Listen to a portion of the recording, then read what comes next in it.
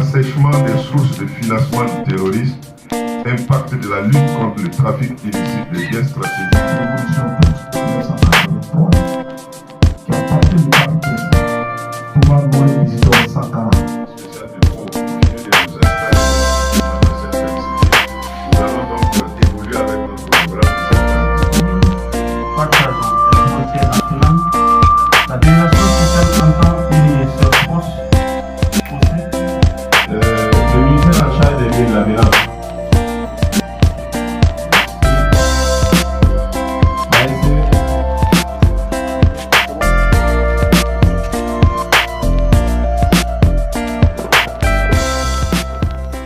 Il faut reconnaître que le thème qui sera présenté aujourd'hui est vraiment relatif à une situation que les forces de défense et de sécurité vivent concrètement sur le terrain dans le cadre de la lutte contre le terrorisme, à savoir les sources qui financent le terrorisme, et ce qui fait que le thème il est vraiment d'une importance capitale et cette communication beaucoup se baser les sources de financement du terrorisme, le blanchiment des capitaux et les moyens qui sont mis en œuvre pour justement stopper ces fléaux.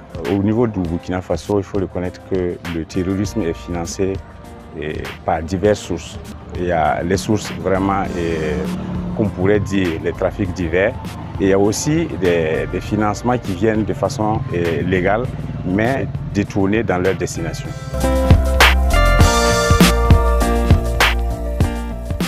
Il faut d'abord, avant de réprimer quelqu'un, il faut prendre le soin de le sensibiliser, de l'écouter. Et lorsqu'ils sont réfractaires au changement, nous allons donc procéder à une autre option pour pouvoir donc stopper ces pratiques.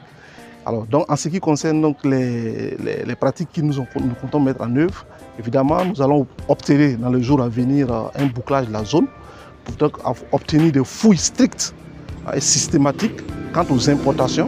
Alors, nous avons déjà mis en place un réseau de collaboration avec les pays voisins avec lesquels nous allons travailler. Je pense que cela a déjà même commencé. Voilà, et pas plus tard que la semaine dernière, voilà, il y a eu donc toute une cargaison de faux médicaments qui a été donc interceptée sur renseignement, voilà, à partir du port du Ghana. Donc c'était des produits qui devaient transiter par le Ghana à destination du Burkina Faso. C'est entre autres ces types de collaboration que nous sommes en train de nouer avec ce pays voisin en vue de pouvoir juguler ce phénomène.